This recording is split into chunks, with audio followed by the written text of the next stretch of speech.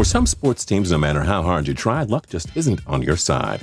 I'm Justin Fraction, and today we dive into the 10 luckiest teams in sports. At TPS, we post videos every single day, so don't forget to click the subscribe button to subscribe. Then click the notification bell to be notified when we post a new video.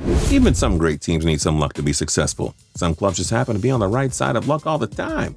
And in this video, we're going to talk about 10 of them. And a big shout out to Brendan Skelly for suggesting this list. Hope you enjoy it. Leave your comments down below. You never know, we might use one of your ideas if you give us one and give you a shout out. Number 10, Houston Texans. The Texans get to play in the AFC South, the biggest joke of a division in professional sports. The Indianapolis Colts aren't even in the southern region of the United States. But as luck would have it for the Texans, the Colts were put in that division. Houston just needs 9 wins a season to punch a playoff ticket. They're lucky to be in the AFC South because any other division would probably keep them out of the postseason. Number 9, New York Giants. The Giants may have 4 Super Bowl championships, but have you ever stopped and realized how lucky they've been? They won the 1990 NFC Championship game because Roger Craig fumbled.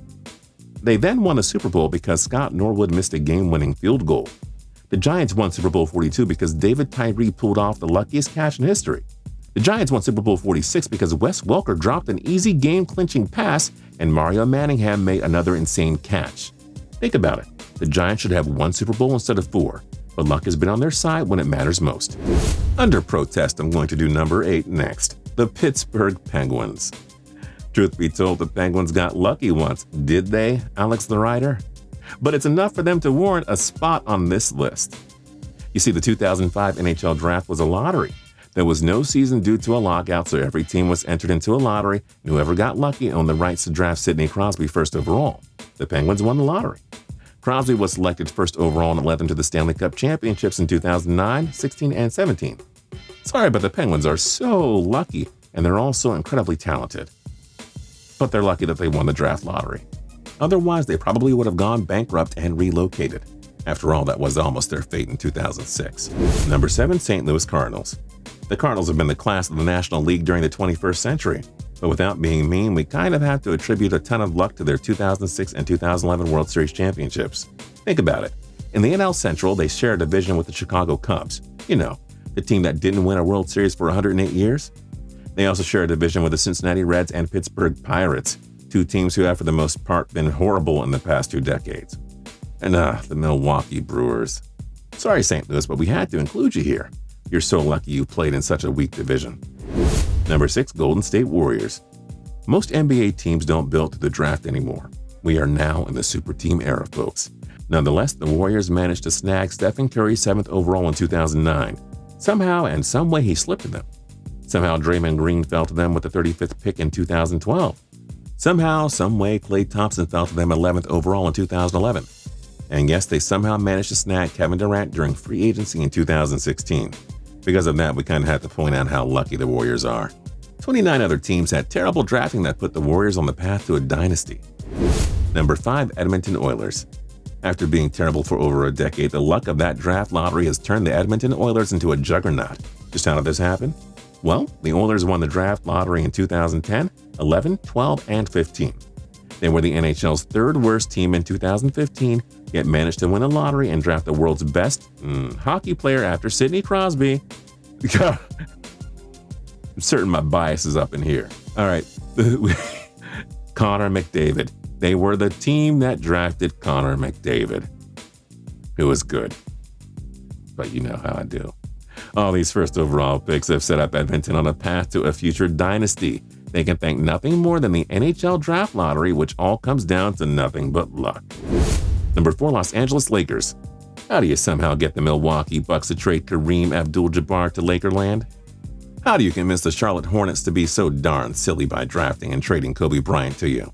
How do you manage to sign Shaquille O'Neal, one of the most coveted free agents in NBA history? And how in the world do you get LeBron James to leave Cleveland again to join your team even though you haven't made the playoffs in 5 years? Gosh, the Lakers have owned seemingly every NBA legend on their team at least once. We really can't help but say they are lucky. Number 3, Seattle Seahawks. Did the Seahawks win Super Bowl 48? Yes. But that was because they were so lucky that Richard Sherman barely got a hand on Colin Kaepernick's pass that would have won the 49ers the NFC Championship instead. By inches, Seattle won the NFC Championship and eventually the Super Bowl. And then there was the 2014 NFC Championship. They trailed 19-7 with 2 minutes left, but got a touchdown, a fluky onside kick recovery, and another touchdown. Boom, NFC champions. Then they won their 2015 NFC wildcard game because Blair Walsh of the Vikings missed the easiest kick a human could make. Seriously, how is Seattle so lucky? Number 2, New York Yankees. The Yankees won the World Series in 1996. It was all kickstarted by a 12-year-old fan, Jeffrey Mayer, who got away with reaching over the fence to essentially hand Derek Jeter a home run. Of course, the umpires missed it. That put the Yankees on an easy path to the championship. And geez, the Chuck Knobloch phantom tag in the 1999 ALCS. Of course, the umpires had to help the Yankees. And in the 2009 ALDS, the umpires ruled a Joe Mauer double as a foul ball.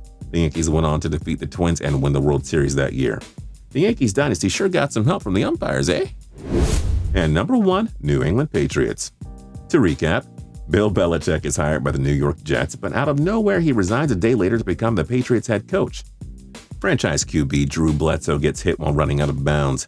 Tom Brady replaces him and of course becomes a legend.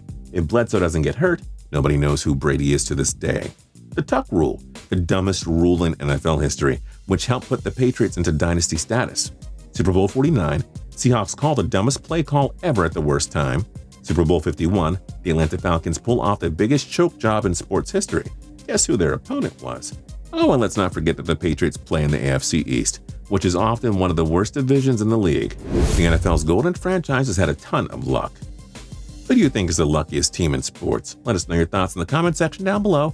And don't forget to like, comment, and subscribe. We'll see you guys next time.